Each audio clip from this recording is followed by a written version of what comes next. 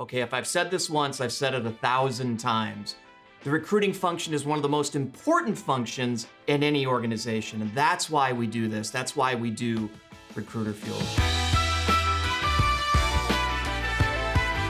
Welcome to another episode of Recruiter Fuel. My name's Steve Lois. I'm your host for today.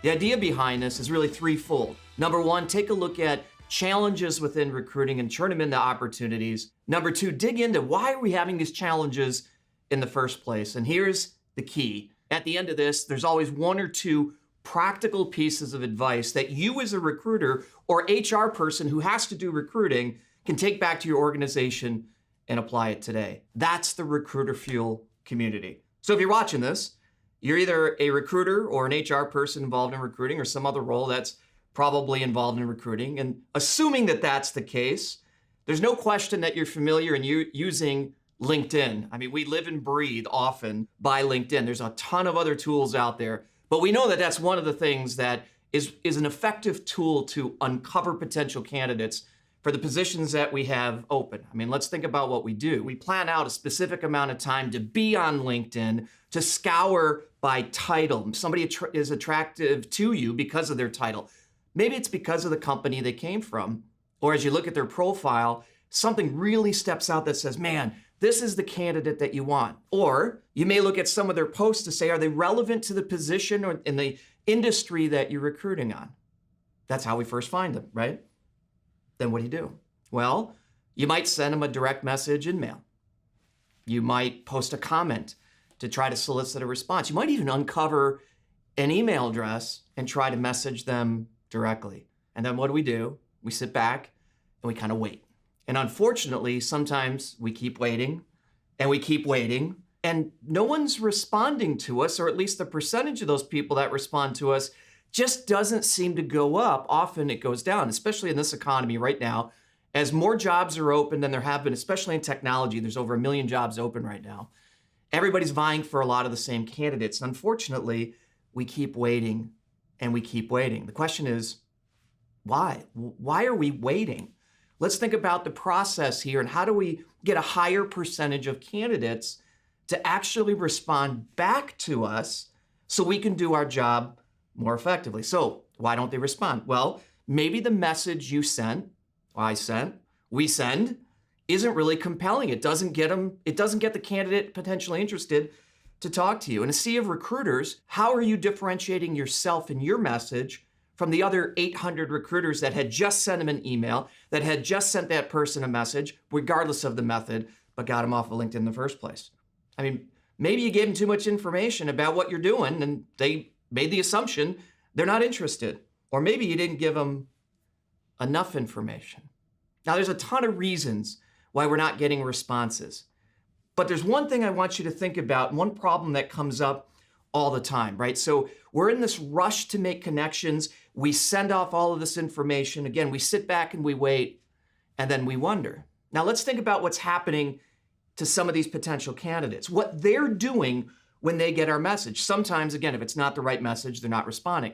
But if it's an intriguing enough message, and especially if it comes through LinkedIn, what is that potential candidate doing? They're doing the same thing that you and I just did in the first place. They're looking at your profile. Now, let that sink in for a second. You looked at their profile, something was interesting, you messaged them. If you've got the right message, which we won't talk about today, they're churning around and looking at your profile. Now, what does your profile say? What does it show? Is it sparse? Does it have enough information to get them interested? Does it have enough information for you as the recruiting professional, the HR professional, or something in between to stand out from the crowd? Or does your profile look like everybody else's profile? And the honest thing is there's no compelling reason for them to respond back to you. I mean, think about how you use LinkedIn. Is your profile creating a brand, or again, does it look like everybody else in the actual industry? Here's what I know. Here's what you know. People like to do business with people they know. They like to do business with people that they trust. And the first step in establishing that trust is that first message, that first impression, that first potential response when they come look at your profile. So the way we brand ourselves as recruiters, as HR professionals, or even as business leaders, business executives, says a lot about, hey, this is why you want to have a conversation with me or not. So we've got to think about this from a branding perspective. But here's what we often see on LinkedIn profiles. And mine was like this for a long, long time. It's generally about the individual only. It's about all of the accolades. It's not about what they do. It's not about the pain they solve. It's not about the people they serve. It's beating our chests and saying, I'm so great because, as opposed to really positioning ourselves as somebody who helps people in a particular industry, somebody who helps a certain type of function. Think about the difference, the mind shift that happens when somebody sees a profile where they talk about the type of people they help versus they talk about all the accolades that they've actually received. Let's do some things differently. First of all, if this is interesting to you, if you want to know more, because I can only get to so much here under Recruiter Fuel, check out Brand Building for Recruiters. It's a short class. It's free. It's on the Recruitment Education Institute website, recruitmentedu.com/course/brand building. Sign up. There's no cost to it. You can create a free account. There's a number of other related videos that I'll mention in later episodes. Check it out. But let's talk about a few things that we should be doing or thinking about with our own profile. What happens when somebody first comes to your profile? Now, keep in mind, most people are responding or seeing your message off of their iPhone, their Android device, or what have you. So it's a limited picture to see who you are. What comes up? The graphic, which I call the picture behind the picture, right? The banner behind you, your actual title or whatever you have put in the title, which we need to use to give a compelling reason for them to respond back, and then the actual picture itself. And the fourth piece, which we won't get to today, is the summary, where somebody might see the first couple of sentences of the actual summary. But it's incredibly important, at least in these first three, really all four of them, but today we'll talk about the three to make a really great first impression so that people continue reading. People say, this is somebody that I want to respond back to in the first place. Now let's just think of a couple of quick ideas on each of these three. Number one on that graphic, that's the picture behind the picture, the broad one, what would that landscape format be behind your actual picture of, hopefully it's yourself and not your cat, especially if you're a professional recruiter, right? Ask yourself some questions. Is that picture behind the picture branded to your company? Or does the picture behind the picture say something about the industry that you focus recruiting on? It supports your industry or the functions that you're a pro in, if that's the kind of recruiter you are. So if you're recruiting developers, is that picture your company, which needs developers? Is that picture something about development, whether it's a computer screen or something else? Or is it a picture of your cat? Well, there's nothing wrong with a picture of your cat. I'm just not so sure it's going to solicit the same level of confidence and response to that candidate you're potentially reaching out to. How does that picture behind the picture actually support building your brand and the expertise that you bring to the table as a professional recruiter? The second thing to consider is the headline, which is really what we often put in as our title. Recruiter extraordinaire. Okay, that doesn't really say a whole lot. Think about the key words that you want to be known for. This is branding, marketing 101.